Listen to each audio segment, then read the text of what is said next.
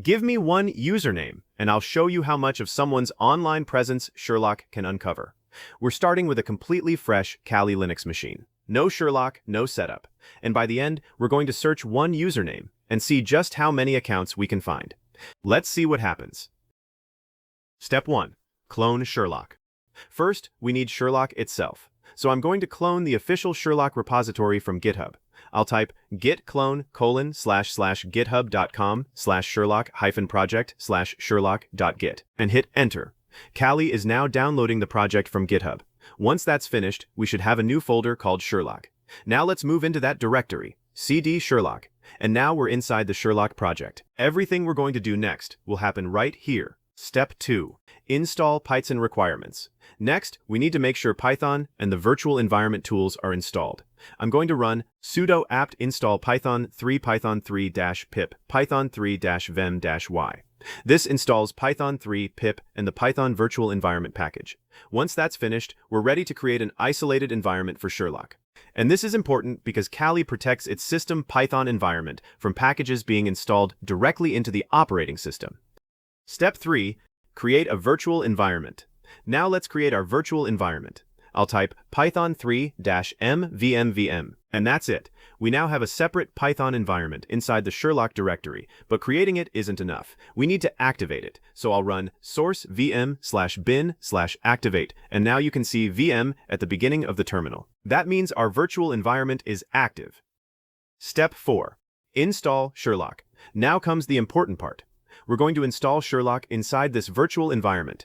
Instead of installing a requirements file, we're going to install the project itself, using its Python project configuration. I'll type pip install -e space dot and hit enter. Pip is now reading the project configuration, downloading the required dependencies, building Sherlock, and installing everything inside our virtual environment.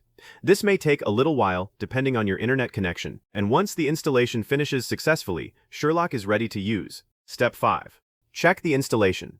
Before we search for anything, let's make sure Sherlock is actually working. I'll run python-m Sherlock_project-version. If the version information appears, we know the installation was successful. It's a simple step, but it's always worth checking before running the actual tool. Step 6. Now for the interesting part. We're going to search for a username. For this demonstration, I'm going to use Sentinel Intel, so the command is python-m Sherlock_project Sentinel Intel, and hit enter. Now Sherlock starts checking different websites, looking for accounts that use this exact username. And this is where OSINT gets interesting. We're starting with just one piece of information, a username, and we're checking how far that username can take us across publicly available sources. Sherlock automatically checks a large number of websites and looks for matching usernames. Instead of manually opening dozens of websites and searching each one individually, we can let Sherlock automate that process for us. And now we have our results. Sherlock has found multiple websites where this username appears. We can see platforms like GitHub, RDJ Talk, Tract, WordPress, YouTube, and Ko-Fi. Each result gives us the website and the URL associated with that username. But there's something important to understand. A result does not automatically prove that every account belongs to the same person. Usernames can be reused, and some websites can produce false positives. So these results are leads that need to be manually verified. That's one of the most important concepts in OSINT. Sherlock helps us discover potential connections, but we still need to analyze and verify the information ourselves. Outro, and that's Sherlock, a Python-based OSINT tool that can search for a username across a large number of websites. We started with a clean Kali Linux setup, created a Python virtual environment, installed Sherlock, verified the installation, and then searched for a username, all from the terminal. And the important lesson here is that usernames can reveal a surprising amount of information when they're reused across different platforms.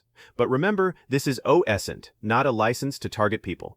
Use publicly available information responsibly, and only perform security research when you have the proper authorization. If you learned something new, hit like, subscribe for more cybersecurity and OSINT tutorials. And I'll see you in the next one.